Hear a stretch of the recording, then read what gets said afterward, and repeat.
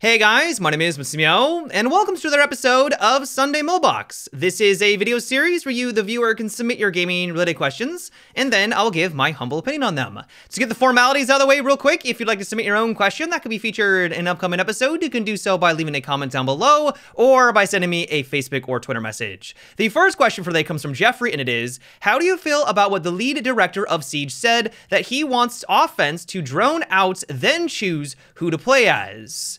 I was very surprised by this announcement. Now, admittedly, this does fall in line with their recent philosophy that they talked about not too long ago, where they want offense to simply be more engaged during the preparation phase. Right now, there really isn't a whole lot that you do on offense during this time. You drone out, you figure out what the objective is, and then you scatter. You don't want to lose your drone, and so as soon as you do figure out where that objective is located, yeah, it might be somewhat beneficial to know what you're going against, but by and large, because your drone is so important, you're gonna want to get it outside of the building so that you can use it throughout the rest of the round. And so one way that Ubisoft is going to try to make things a little bit more engaging is that they're going to introduce the new ping system. Throughout the droning phase and the round itself, you're going to have the ability to physically ping gadgets that defenders have placed down, and then everyone in her team is going to see that ping and that icon above the gadget. And so if you spot a Jaeger device in the corner, you're going to be able to relay that information to your team very quickly and efficiently. The other way they're trying to increase this engagement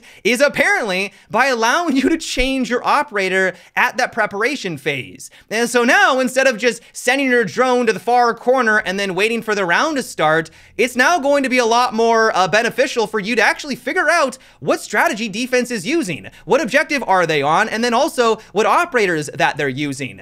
And so this is going to be a significant deal. This honestly could probably be one of the biggest changes that Ubisoft has made in quite some time, if this is actually something they go through with. Gone are the days we're gonna have to second guess where defense selected, and you're gonna be able to adapt on the fly. You brought Habana because you thought you needed to open up a bunch of hatches, but then you realized they went top floor? Well, just switching over to Thermite because it's gonna be more beneficial. You realize that they brought every single one of the trap operators, well then switch to Thatcher or a Twitch to be able to dispatch of that. The amount of flexibility that this is going to give to offense is staggering, and it's going to completely change the way that we play the game. Now, admittedly, I am a bit hesitant with a change like this because it sounds like it's going to give offense a massive advantage, and it will. This will be a straight up buff to that side, but it also could add in some interesting new strategies that we just simply do not have right now. It is going to be really important as defenders to deny that information at the very beginning. You're going to want to have people finding those drones as soon as you can or running mute or Amazi to be able to deny that information outright, and those strategies might start to become more prevalent because of a change like this. On top of that, this also might be one way that Ubisoft is trying to lessen the potency of defense. It's to my understanding that defense has a substantial win rate compared to offense on basically every single one of the maps. Just the very nature of being on defense gives them that advantage, and so they might be trying to level that out a bit and make things a bit more equal. And so that might be another reason for why they're doing this. All in all, though, I'm going to be really curious to see how Ubisoft handles this in the future. I truly do believe that this could be one of the most significant changes that Rainbow Six Siege sees in quite some time, and potentially for the better, but we are going to have to wait and see. The next question comes from Matthew, and it is, what do you think of the new Call of Duty BR? It seems to have some cool innovation, but do you think that it will last? I have been having an absolute blast with the new Battle Royale. I think one of the reasons why I like it so much is that almost every single mechanic incentivizes you to move around and not just camp in one location the entire time. One of the best examples of this is the armor system. You can only have so much armor in your inventory, and so if you get into an extended engagement with someone, you're gonna run out of that pretty quickly. And so you're gonna have an incentive to either scavenge for more if you're not winning and you're just trying to disengage, or to just outright take out the other team so that you can take their resources. The only real concern that I have with it so far is that I feel like it might be a little bit too easy to get the preferred loadout that you want. If you have a really good start, within the first couple of minutes, you can call in that care package and then give everyone on your team your end game loot. You've got your perfect primary weapon with all the attachments that you want. You have all of your perks, everything that you would desire. You have that loadout from the very beginning. One of the things that I enjoy about Battle Royales is that it requires you to kind of adapt to the weapon that you found along the way. You're not going to have your preferred weapon within the first couple of minutes. You're going to have to scavenge and find something that suits you. And so to have this mechanic that essentially just gives you that at the very beginning seems a bit too much. Now, I know that a lot of people actually like this because it allows them to focus on the fun aspect of the game, which is going after other players, but I think it could use at least a little tuning.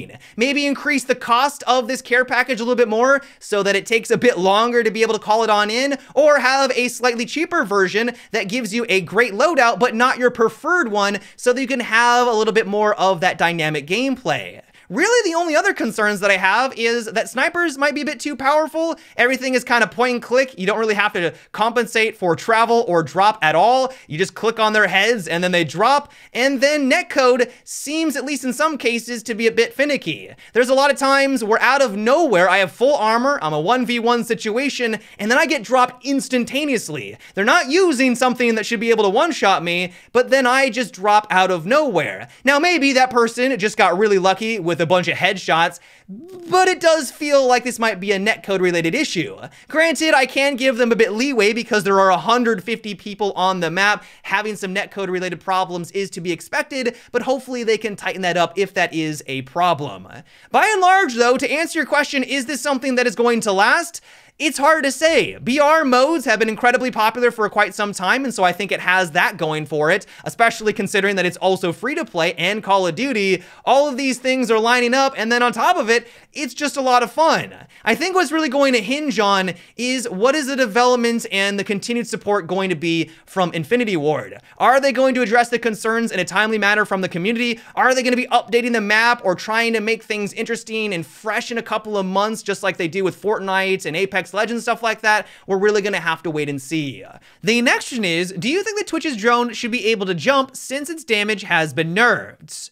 I would not be opposed to that whatsoever. It's to my understanding that a really long time ago, I think they justified why Twitch didn't have the ability to jump was because it would be really frustrating to constantly get shocked by this thing and have it jump around all over the place, making it a much more difficult target to take out. That could get on people's nerves. But now that it only does 1 damage and you only have 3 of these charges before it has to, well, recharge, this doesn't seem like it would be all that bad of an idea. Now, granted, this still would be an upgrade. It wouldn't be insignificant. In some situations, if you're trying to sneak on in and take out Mira's gadget, if they spot the drone, you can then jump, making yourself a harder target, and then hopefully at the last second, line it up and open up the canister. That's going to be quite powerful, and having the ability to jump is going to facilitate that. And so this would be a buff. The question is would it be too powerful? One of the things that has always frustrated me about this gadget is that if you come across an obstacle,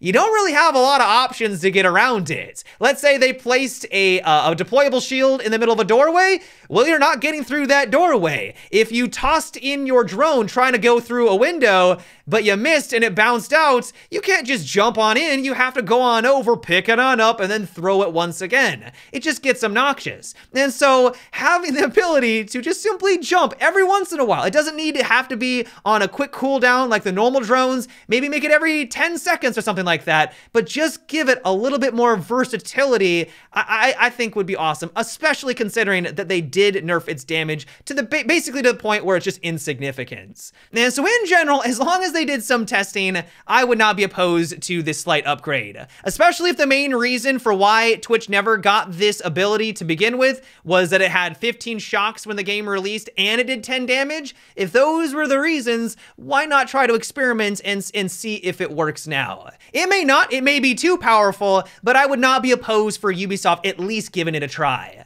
The next question comes from Joe, and it is, are you noticing some inconsistencies with Kali? I've been playing her quite a bit, and oftentimes I'll hit a 1 or 2 armor defender in the chest, and they'll still have 25 HP left without being downed. Well, from the sounds of it, it doesn't seem like you actually landed your shot exactly where you wanted it to. If you get a shot into one of their limbs, like their arm or the leg, it will do a significant amount of damage, but it will not one-shot down them. The only way that will happen is if you hit them in the chest or obviously in the head. This is one of the reasons why I do find that Kali is incredibly inconsistent, because currently with their setup and the system that they have in place right now, there really isn't a lot of great feedback that they can give to the player. One of the things that Ubisoft talked about a long time ago, but they never really followed through with, was that they wanted to give more visual indication as to where your shots were landing. If you grazed a part of their clothing, for example, there was supposed to be, at least according to Ubisoft a long time ago, some sort of indication that you hit their clothing, but not actually their hitbox, like a spark, or at least something along those lines, relaying that information. And so one way that Ubisoft could maybe try to make Kali feel a little bit more consistent and less frustrating is having different hit notifications, or at least some visual indicator that you didn't actually get them in the body, but you hit them in the limb. I don't know how they would be able to do that exactly, but that could be a possibility that they could look into. Overall, though, Kali is just a very difficult operator to use just by her very nature, and I would not be surprised whatsoever if Ubisoft went in and tried to make some improvements to make her a little bit more viable. But yeah, guys, that is it for today's episode of Sunday Mailbox. I hope you enjoyed. Let me know what you thought about what we discussed in today's video. Do you like the idea of Offense being able to change their operator in the middle of the preparation phase? Do you think that's going to be too powerful? Let me know your guys' thoughts down below. As always, if you'd like to submit your own question for an upcoming episode, you can also leave a comment or by sending me a Facebook or Twitter message. But until next time, guys, have a good one and take it easy.